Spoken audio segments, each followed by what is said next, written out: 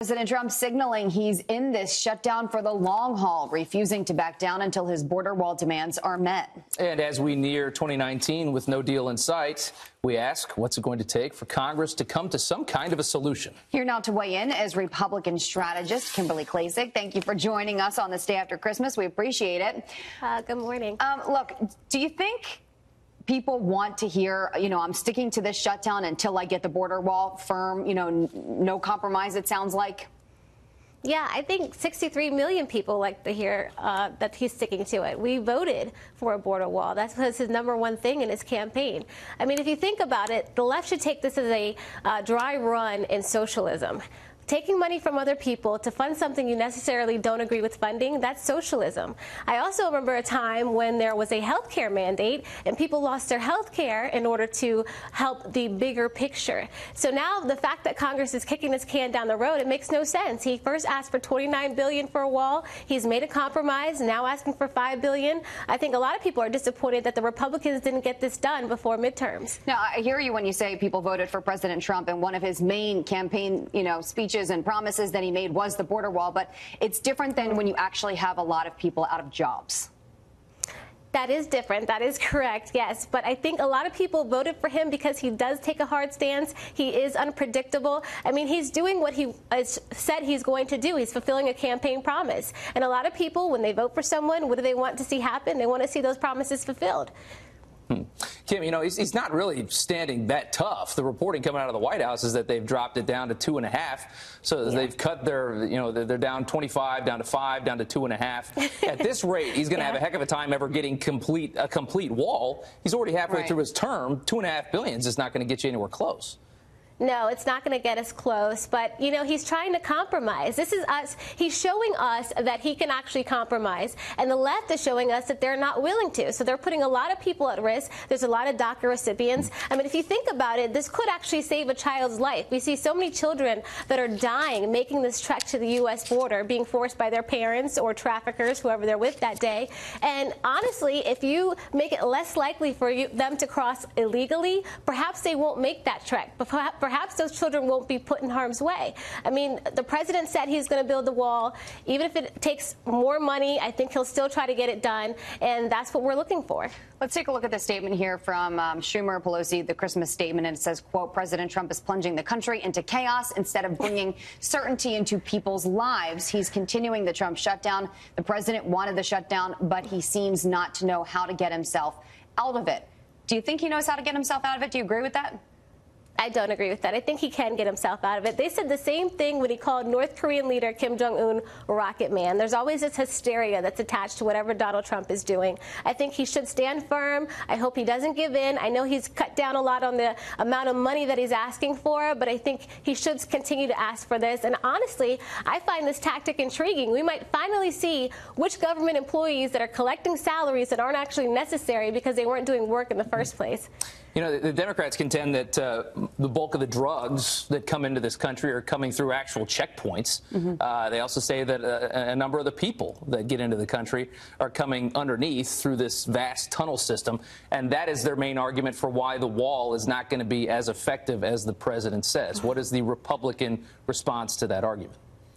I mean, we could sit here and keep doing the same old thing, and to me, that's the definition of insanity. I mean, we have to try to do something. If we sit back and say, okay, we're not going to build the wall because the wall won't actually work, well, then what are we going to do? They're offering no solutions. The left, they complain about what Donald Trump wants to do, but they're offering nothing to the table. Kimberly, what would you see as a good compromise, if there is one? Honestly, I think we've gone lower than what we should have. I think $5 billion is great to start with the wall. I think the left, they should actually think about putting people first, especially Americans. And you have to admit, those that come in legally, they end up making more money and providing for their family better than those that come in illegally. And so to me, it's a win-win if we just do something. All right, we'll see what happens. Kimberly, thank you so much for your time. Appreciate it. Thank you. This Christmas, President Trump making his list and checking it twice of those who've grieved him this season. Well, the word Festivus keeps coming up every time we do this. In a string of tweets yesterday, he wrote, I am all alone, parentheses, poor me, in the White House, waiting for the Democrats to come back and make a deal on desperately needed border security. At some point, the Democrats not wanting to make a deal will cost our country more money than the border wall we are all talking about. Crazy. All right, well, and here to weigh in on all of it is Fox News national security analyst Dr. Sebastian Gorka. So, Dr. Gorka, let's go through with some of these. President Trump, we know, likes to tweet from time to time. He does? All right, so let's start with this one. So virtually every Democrat we are dealing with today strongly supported a border wall or fence. It was only when I made it an important part of my campaign because people and drugs were pouring into our country unchecked that they turned against it. Desperately needed. Tell us a little bit about that one. Merry Christmas, everybody. Merry Christmas. Look, there's a reason that the most powerful man in the world has 56 million Twitter followers. That's how he jumps over the lies of the fake news industrial complex and tells the truth to the American people. He's absolutely right. You know, he is trying to bring us a present, which is border security, safety for all of us, and Capitol Hill, all those Democrats, they're like a collective gaggle of Grinches. So, you know, whether it's tweeting about Brett McGurk, the wall, him working while they're all, you know, taking time off, this is who we elected. If it weren't for, you know, his Twitter account, Hillary Clinton would be president. Dr. Gorka, do you anticipate now grievances are sort of the end of the year, but I feel like this grievance is going to keep resurfacing on Twitter as the president holds a line on his border funding?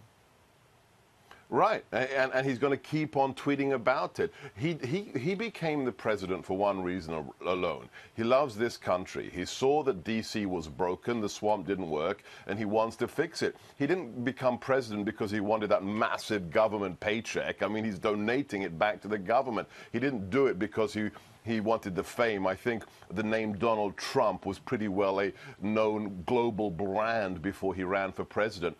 But yes, this is what he's going to keep on doing. He's working right now for us to keep his promises. I know it's shocking for most Americans to have somebody who's a politician keep their promises, but this is what this man does. And he knows more than anybody else. His campaign as president began on a platform of immigration reform and building the wall, and he's never going to give up on that. It's not just Democrats that he's going after. The president also tweeting about other individuals in our system of government. The only problem our economy has is the Fed. They don't have a feel for the market. They don't understand necessary trade wars or strong dollars or even Democrat shutdowns over borders. The Fed is like a powerful golfer who can't score because he has no touch. He can't putt. What's your reaction to that analogy in that tweet there?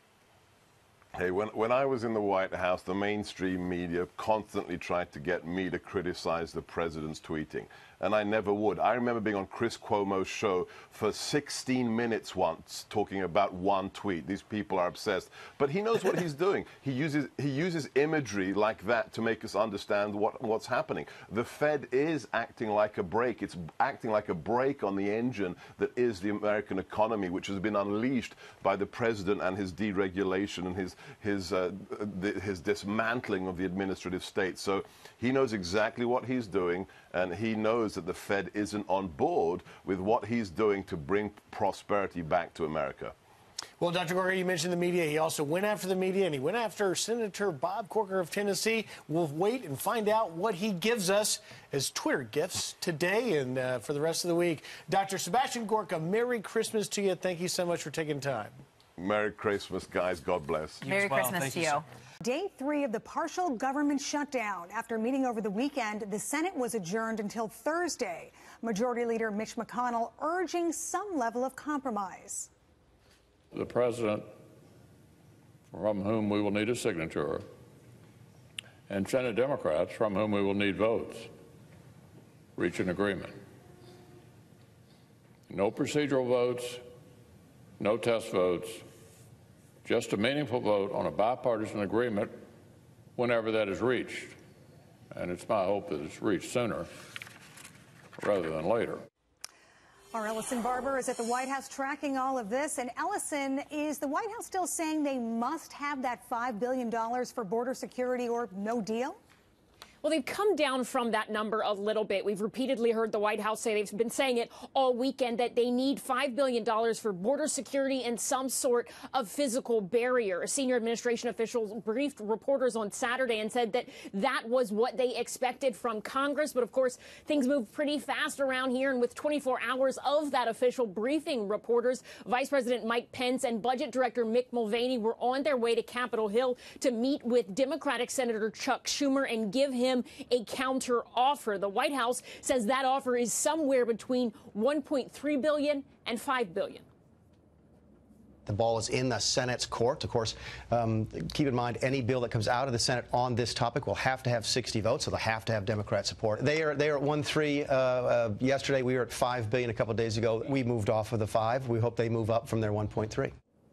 A Democratic source tells Fox News the latest offer from the White House is $2.1 billion for border security, and that includes new fencing plus $400 million for other immigration priorities. Mulvaney says it is possible that this shutdown will go into the new year. Anita? Okay, and when the White House says they want a physical barrier, we've seen the president tweet out photos of sort of something with slats. Is that more amenable to the Democrats? Do you think they might go for something like that? Yeah, well, we've heard back and forth this idea that really everything is a game of semantics when it comes to this particular fight, that the White House, the president says he needs a wall, that Democrats don't want a wall, but now the White House says it's really more so a steel slat barrier. They're calling it a fence, a physical barrier. The president tweeted this photo last week, and the White House describes it as a steel slatted fence. They say this is what they want to build, and that they have told the Democrats this is exactly what they want to build. The White House claims that Democrats have supported this sort of thing in the past with the Secure Fence Act, that at best they are playing a game of semantics and saying they won't agree to a wall, but don't consider the steel slats to be a, quote, wall at worst. The White House says this is all about politics for Democrats. The president tweeting this morning, quote, virtually every Democrat we are dealing with today strongly supported a border wall or fence. It was only when I made it an important part of my campaign because people and drugs were pouring into our country unchecked that they turned against it. Desperately needed. Democrats, of course, say this is all about politics for the president and that he is throwing a temper tantrum and playing politics at the tax